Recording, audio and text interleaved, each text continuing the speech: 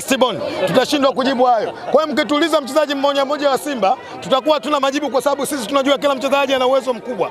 Jana mmeona Dickson Kibabage mzee akijitutumua, amepata injury, amekwenda nje, ameingia ya mlingo, amekwenda amefit. Uwezo ukasema kwamba kuna mtu alikuwa anaitwa Dickson Kibabage, kwa sababu kila mchezaji anatimiza majukumu yake ambayo ametumwa na mwalimu Steven Becker.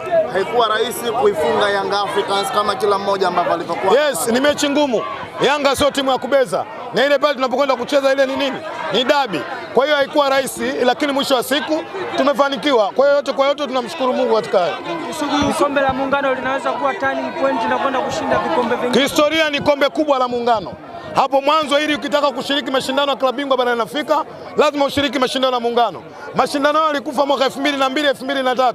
Baada ya Dar es Salaam Young Africans kufungwa goli moja na Jamhuri katika uwanja wa Uhuru, wakakataa kwenda kucheza katika uwanja nini? Gombani Pemba pale. Ni mashindano yakapelekwa mahakamani yakafa, lakini ndio mashindano ambayo alikuwa anatoa bingwa ambaye anawakilisha nini? Nchi. 61 nchi inapata uhuru, 64 Zanzibar anafanya mapinduzi, 65 tunaanza ligi katika system ya Muungano. Maana yake unapokwenda kuzungumzia kombe la Muungano ni kombe kubwa. Na hii kauli na inukuu kutoka kwa mdogo wangu kipenzi Ali Shabani Kamwe. Kabla ya mechi aliwaambia ninyi waandishi wa habari, alisema Muungano kombe kubwa tunakwenda kuchukua.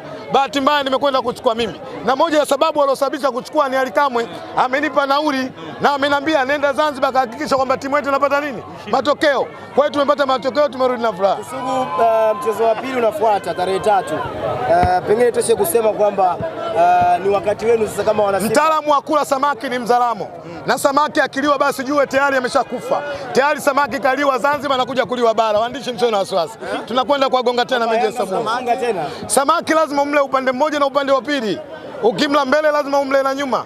Ukimla upande wa kulia lazima umle na upande wa kushoto. Tumeshamtafuna Zanzibar. Tunakuja kummalizia bara, waandishi msio na wasiwasi. Story mtapata. Lakini yeye anakwenda kujiuliza ni namna gani ambavyo mmemfunga. Yeye ni maneno tu. Sisi tuna kamanda Steven Becker. Ni mechi ya pili wa jina wako. Anawagaragaza. Mechi ya kwanza amewaokoa baba yao kufikia, si ndio? Mmeona mkona baba yao kufikia kaokoa mechi ya kwanza. Mwamuzi.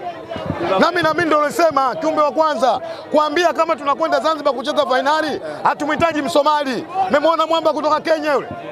Muamuzi gani anaweza dakika 118 mechi ya dabi anatoa penalty kwa muamuzi wetu wa Kitanzania? Lakini ni muamuzi ambaye anasimamia sheria 17 za mpira wa miguu. Leo nendeni mkamwambie Zungu. Unamjua yule? Simba wanalia kwa sababu ya nini? Refa. Yanga wanalia kwa sababu ya refa. Tumetoka Zanzibar wote atulii tunasema refa safi. Yanga wanasema refa safi, Simba wanasema refa safi. Mwambieni Zungu tunasubiri kibao chake. Hapa kuna namna waamuzi wa nyumbani wanabidi wajifunze kwenye. Yes, hakuna mwanadamu aliyekamilika. Mimi naamini waamuzi wetu wana ubora. Kuna muda mwingine tu kama binadamu wanateleza, kimsingi wanatakiwa jirekebishe kuona namna ambavyo yale makosa ya kibinadamu yanafanyaje? Yanapungua ili kuona namna ambavyo wanakwenda kutafsiri sheria 17 za mpira wa miguu. Sisi tunaamini watu wa Simba. Ikatokea muamuzi kutafsiri sahihi sheria 17, mpaka Mungu anachukua dunia yake Yanga hawezi kutufunga. Unasema? Muamuzi akatafsiri sheria 17 sahihi, mpaka Mungu anaichukua dunia. Dar es Salaam Young Africans hawezi kutufunga. Kisugu, tumeona kwenye michezo miwili ambayo umecheza na Young Africans, ubora kwenu umekuwa ni mkubwa. Hii inamaanisha kwamba mna kikosi bora zaidi na usajili wenu umelipa zaidi kuliko. Ubora wa familia unaanzia kwa baba. Ubora wa Simba unaanzia kwenye management ya Simba chini ya mwenyekiti wa bodi Clantus Magori. Ubora wa Simba unakwenda kwa technical bench chini ya Steven Becker, mwalimu ambaye mwenye plani kubwa. Lakini mwisho wa siku ubora wa Simba unapatikana kwa mashabiki wao. Mmeona namna ambavyo watu walivyojitoa kwenda Zanzibar kuisupport timu.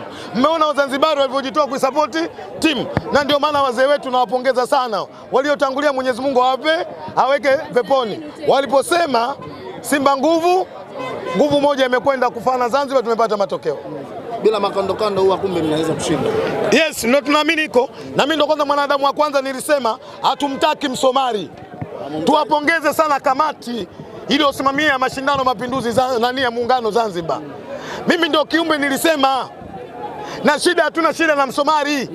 Shida kwenda kutafsiri sheria 17. Nani amelalamika? Nani amelalamika?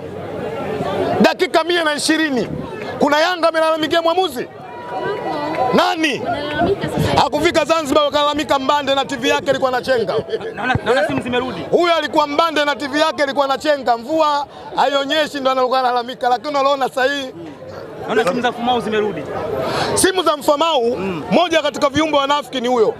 Alijua Yanga hawana uwezo wa kupata matokeo. Wewe Mfumau akaidi simu. Uwezo wako upata wapi? Kajua kabisa simu zake haziwezi kufanyaje? Haziwezi kwenda. Pengine unazungumzia kuhusu na marefari na mchezo wa dabi ambao unafuata ni tatu. Inasemekana kwamba waamuzi kutoka Morocco ndio watachezesha huo mchezo, sio kutoka Tanzania. Yako mengi nataka kuzungumza kwa mwamuzi ambaye alipewa dhamana kuisimamia mechi yetu kesho kutwa kwenye meji ya Samuyo. Ni mwamuzi kutoka Morocco, lakini katika waamuzi wa Morocco aminiki ni yeye. Lakini katika na nazo za ndani nitakuiteni waandishi, nitafanya press kesho kutwa kabla ya mechi kwenda kumzungumzia, si kwa sababu ametoka nje tu ya nchi tumpe sapoti. Sisi tunafuata historia ya huyu anayekuja, ana haki na hadhi ya kutafsiri sheria 17 za mpira wa miguu. Kwa hiyo kubwa, mimi naamini kwamba tutakuja kuzungumza hilo. Tumerejea Dar es Salaam, tunaendelea kujipanga kwa kitu anafanya vizuri katika uwanja mechi ya Samuel. Sisi Aura jana tulimshuhudia amepata majeraha na akaingia mchezaji Selemani Mwalimu. Unadhani kutoka kwake kuna namna kidogo Simba mkitereka? Simba na wachezaji 28 ametoka mmoja, wengine wamekava nafasi zake. Kwa hiyo majukumu mengine tumwachie Mwalimu. Mimi naamini Aura baada ya kuumia Mwalimu amefanya sabu, wameingia watu wengine wamekwenda kutimiza majukumu yao. Simba tumepata matokeo. Kila mchezaji alikuwa na performance yake, achana na performance ya timu kwa ujumla ambayo ilikuwepo pale. Tumzungumzie golikipa Kasani ambaye jana tumeshuhudia michuano baadhi yake pia akiwa. Ni golikipa bora. Ni golikipa timu ya taifa ya Niger. Kuja Simba kuja kwa bahati mbaya. Amekuja kwa uwezo mkubwa, wana Simba tunamwamini na tunaendelea kumpa support. Sugu, niwashukuru sana. Sugu, kuna hii kauli ya Ahmed Ally anasema kwamba wangekuwa marefa wa kibongo kwa dakika zile wasingeweka penalty. Vipi kwa upande wako? Ni kweli? Mimi nimezungumza ni kweli. Ni kweli. Kwa hiyo tumpongeze sana mwamuzi, amekwenda kutafsiri sheria. Inapokosewa sheria hata kama sekunde moja mpira unakwenda kusha, lakini nenda kasimame kwenye sheria. Kwa hiyo ni mwamuzi amesimama vizuri, amekwenda kutafsiri sheria. Mimi naamini msemo wa Ahmed Ally ni msemo sahihi na msemo wa kweli. Na ndio maana mwamuzi ametoa kadi. Kwa maana hiyo alistahili. Mwenye dhamana amekwenda kutoa kadi, kwa hiyo alistahili kupewa kadi.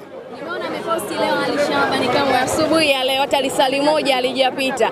Anasema sasa wanarejea kwenye michuano ambayo inatambulika na FIFA, sio hii ambayo nyewe mmepata ubingwa. Katika mwanadamu kauli ya mwisho ukisikia kweli basi asalamu alaykum wa alaykum salam. Hali kama hana kauli ya kweli kuambia Watanzania. Yeye aliwaambia anakwenda Zanzibar kwenda kwenye mashindano makubwa, sio yeye. Leo anasemaje?